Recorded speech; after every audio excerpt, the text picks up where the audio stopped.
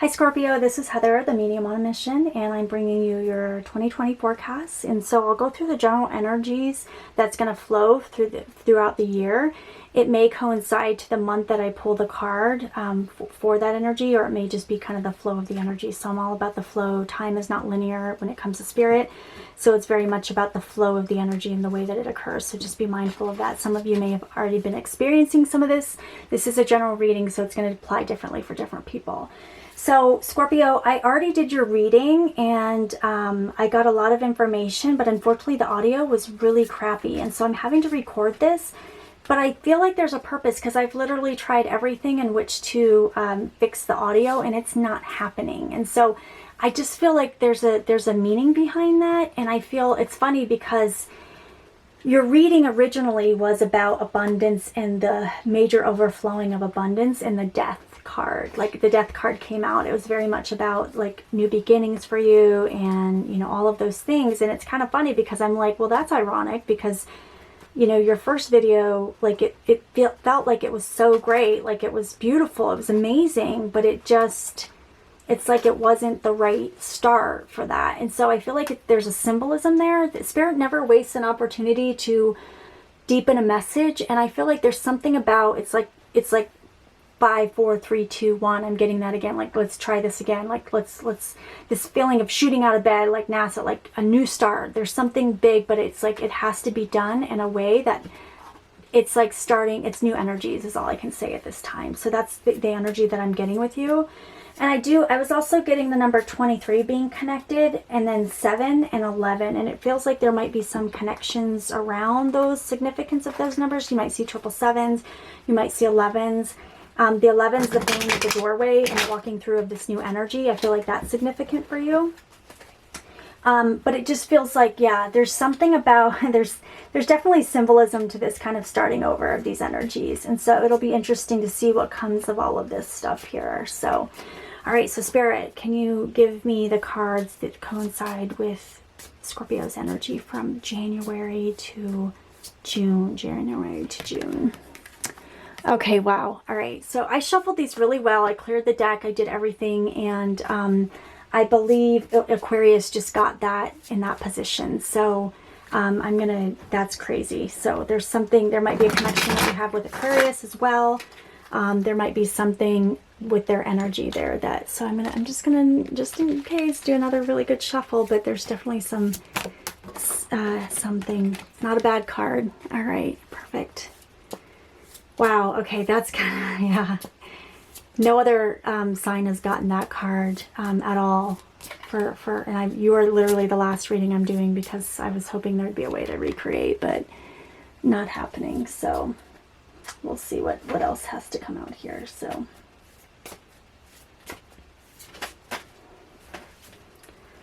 all right, and that one just flew. And it's interesting, I was just kind of realizing you guys your card is really about the death and transformation. So, oops, I'm sorry, that goes up here. So that's April, and we've got May and June. All right. Okay, so we start off the year with this, you know, it's this feeling of contentment and joy and happiness. I feel like things are really good for you. I don't feel like there's any sort of major points of concerns. I feel like there's something about you though that knows this energy's coming. It's like this feeling of like, okay, you know, when you kind of get to a point where it's like you have to just change directions or you have to move in a different direction. That's what I feel like. And it's interesting because the next card, it's like she's turning and walking away from these cards. You've got the 9 of Cups here, and there's something about her that, you know, she has every reason to be content, but she's walking away, and that's quite amazing how it, you know, sequentially it goes in that fashion there.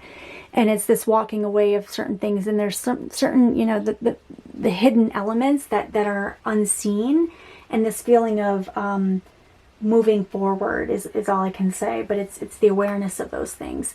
Now the other thing here, so we've got, when you go into March, you've got the Temperance card, and this is really the balancing of the energies, right? So there could be something to do, you've got the water energies that's coming in here, and so this is essentially you, this is your energy, And then you've got more of the water energy, and this is the balancing of those energies. But it's the Temperance card, right? And it's this feeling of this awareness of, there's just an awareness and a balance of the energies that are occurring for the month of March. And I feel like there's something about, let me just get a little bit more clarity with Spirit. Yeah, I feel like there might be some things regarding, yeah, I was getting some energies of like relationship based, but I also feel like there's a little bit of a belief system that's outdated and is no longer serving and walking away from that. And so it brings us into April here with the Three of Cups. And the Three of Cups, it's really about, you know, this establishing of community and this feeling of connectedness. And it feels like there's something that you've walked away from in this space, that it's like, this isn't my tribe. These aren't my people anymore. This isn't where I belong. And this feeling of like, and it could even be the mental, you know, it feels like it's more emotional based though. I mean, you've got the cups and it's the emotions, but there's certain things about the, sort of the connections is all I can say, the emotions that are no longer serving you, that you're walking away from, and you're reestablishing them in a way that's a deeper bond, and there's a deeper connection with that. And so you've got here, you've got the Three of Cups, and then we come over here to May, and you've got the Six of Swords. And so the Six of Swords is really moving away from that. You're physically moving away from that energy, and you're going into a different direction. And so it's that sort of that rite of passage. I mean, this could basically be a death card, right? The crazy thing is I think you're reading it the death card was in this exact position. So to me, this is another sort of transformation energy, the death, the rite of passage. This is what the death card to me represents. So it's quite amazing that it came in that exact same spot. And then when you move away from this, you've got this sort of like this fulfillment. This is, I mean, the Ten of Pentacles, it's everything, right? You've established yourself. It's this feeling of wealth and prosperity, but there's also significance to regarding your relationships in this life.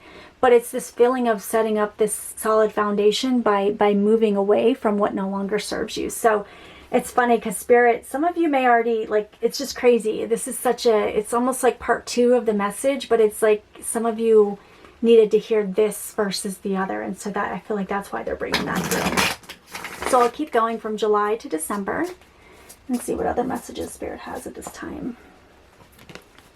Okay.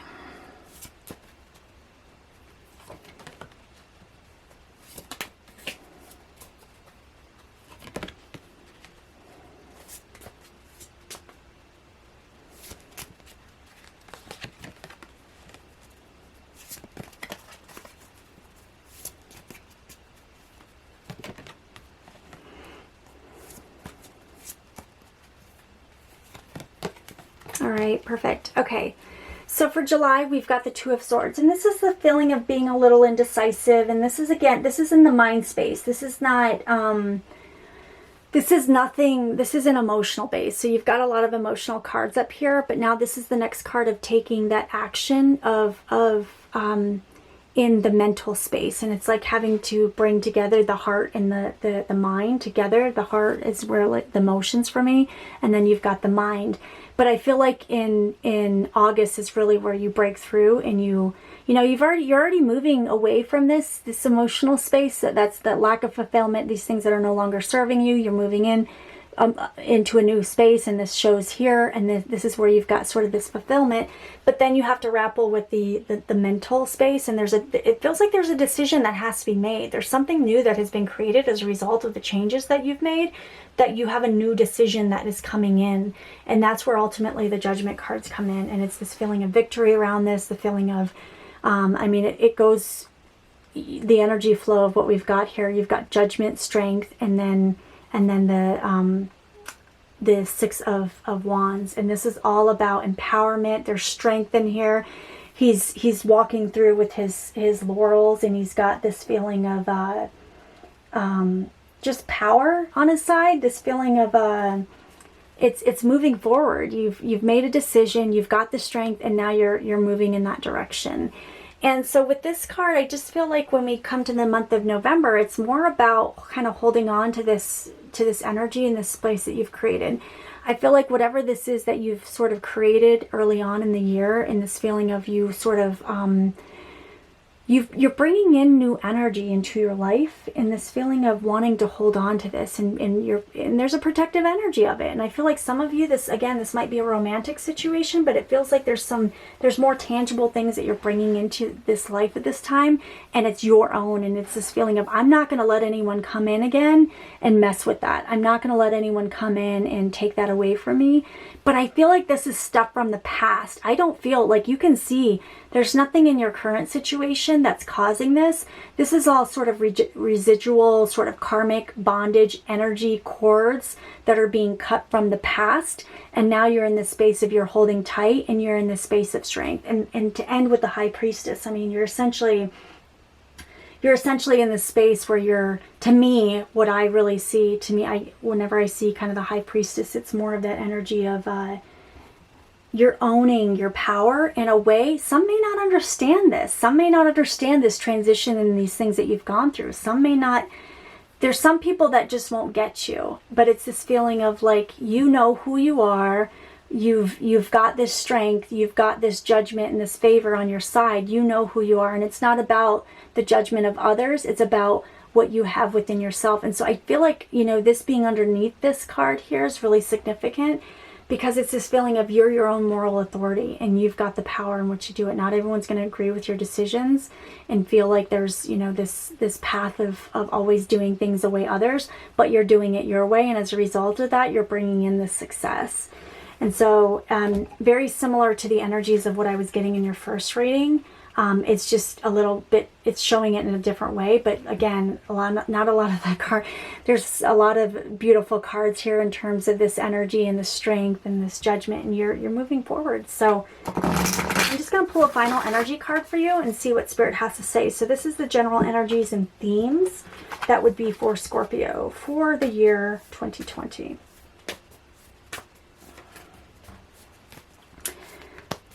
And this is just going to be sort of your crowning card and any sort of energies that might be coming in. Okay, inner peace. Yes, yes, this is so beautiful.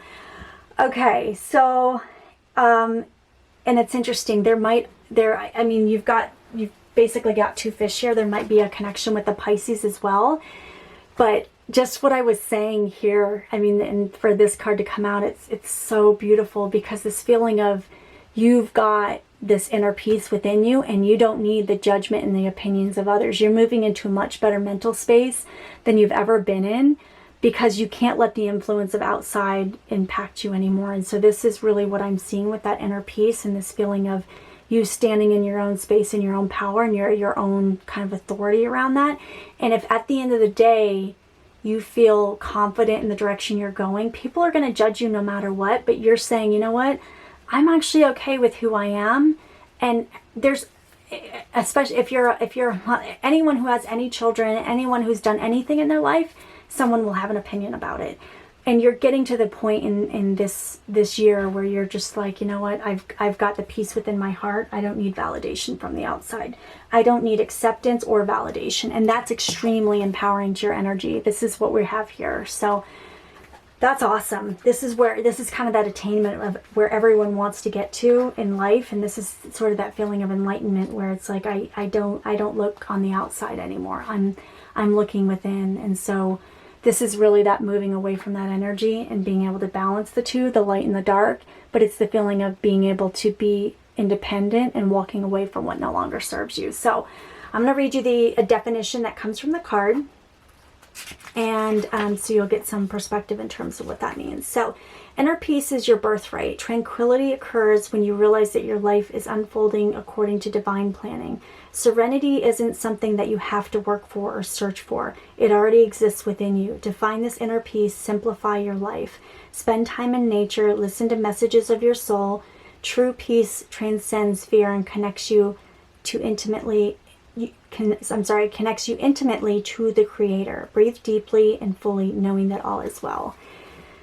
Wow, that's such a beautiful reading. And so I think that's just a really good kind of wrap up to the energies of what's coming forward. It's just this steady flow of success for you, but it's doing it in a way of achievement that others seek their whole life. And it, unfortunately, sometimes it takes till we're in our 60s, 70s, or 80s for us to get to the point where we just don't give a damn anymore what people think. And it feels like this year you're really emerging into that space to where, you know what, like, take it or leave it, this is who I am. And so congratulations, Pisces. That's quite an accomplishment. It feels like this year is going to be really good and a breakthrough year for you as it relates to that. And so I just wish you all the best. I hope you have an amazing year, and namaste.